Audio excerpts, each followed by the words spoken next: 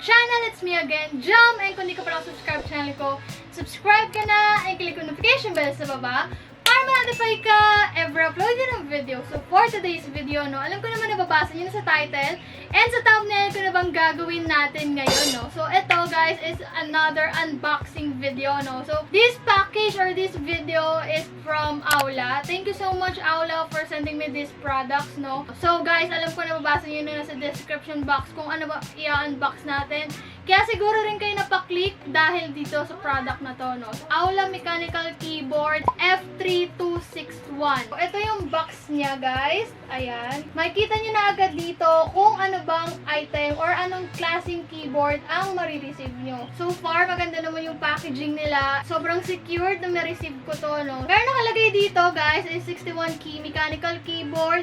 The key wire is separated. Ito ang pinakamaganda and inaantay ko sa lahat. This is a RGB cool light effect, no. So, huwag na natin patagalin pa to, guys. Buksan na natin siya, no. So, pag open natin, kayo una makakakita nito bago ako. So, buksan na natin siya dito. Pag open, nakatakip din naman pala siya.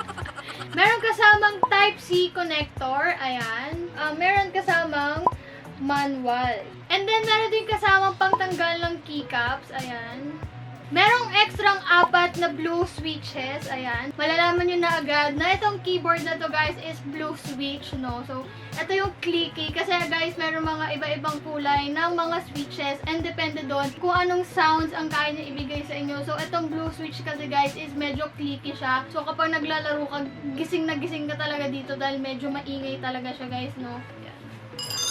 Ooh! Ang ganda. Color gray and white. So, ayan. Ayan, yung mismong keyboard. Sobrang minimalist lang niya, guys. Meron lang logo dito, si Aula. Ayan, kung makikita nyo.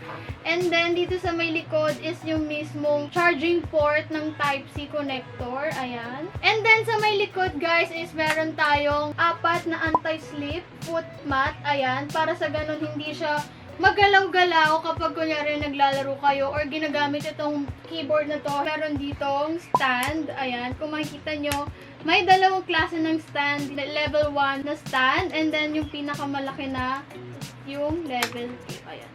Maganda, guys, kasi pareha silang may anti-slip din. Ayan. Dito rin meron din yan.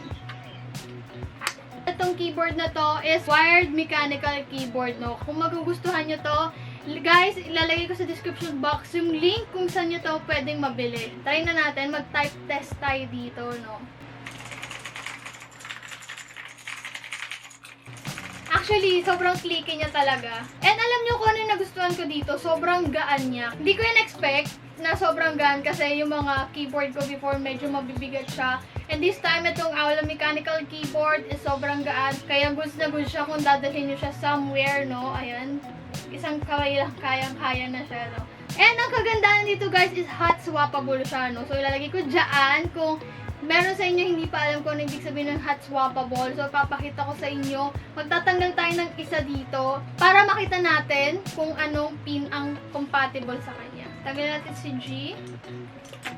Yun!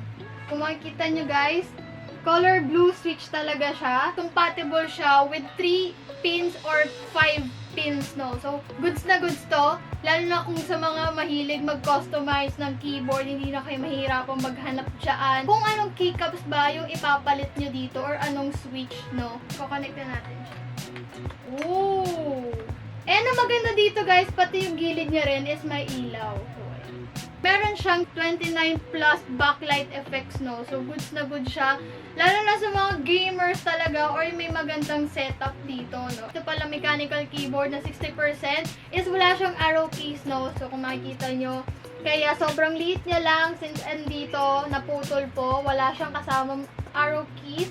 And kung hindi mo naman siya kakailanganin, is better na ganito yung bilhin mong mechanical keyboard. At kung hindi nyo pa ganun kakabisado itong mechanical keyboard nyo, huwag kayong mag-alala, guys, kasi meron kasama siyang manual. And dito sa manual, makikita nyo yung mga function keys na pwede nyo gamitin or para ma-maximize nyo yung paggamit ng mechanical keyboard na to, no? Sobrang daming function keys na pwede nyo gamitin. Syempre, hindi naman to lahat kailangan nyo kabisaduhin. For sure naman, sa paggamit nyo nito sa araw-araw is makakabisado nyo na yung mga function keys niya. Try ko munang ilabas yung lahat ng kulay niya, guys. Ooh! Tignan nyo. Sobrang dami niyang kulay. Kapag kinlik mo lang yung FN plus tab, ayan na yung mangyaring kulay sa'yo. So, try kong patayin yung ilaw, then pakikita niyo yung difference or kagandahan ng ilaw na to dito sa mechanical keyboard.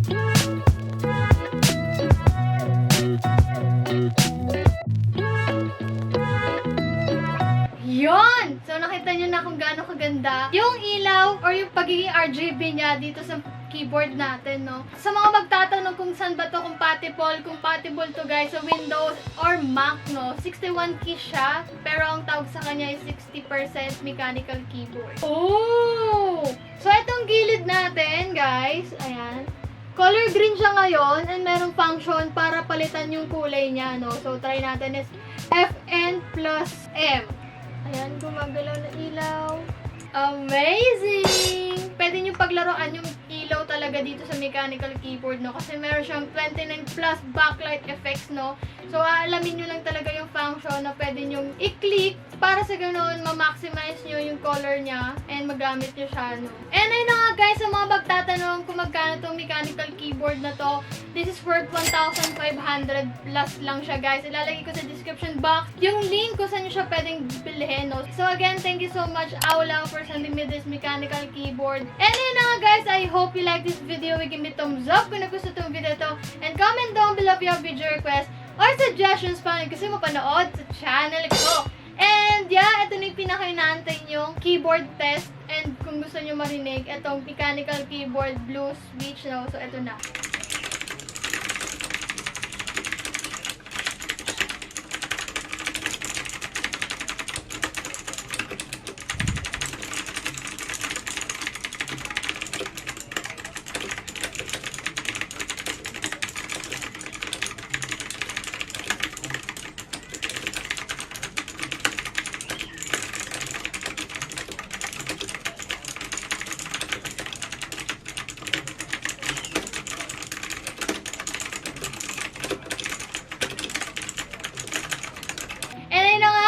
And see you on my next video. Bye!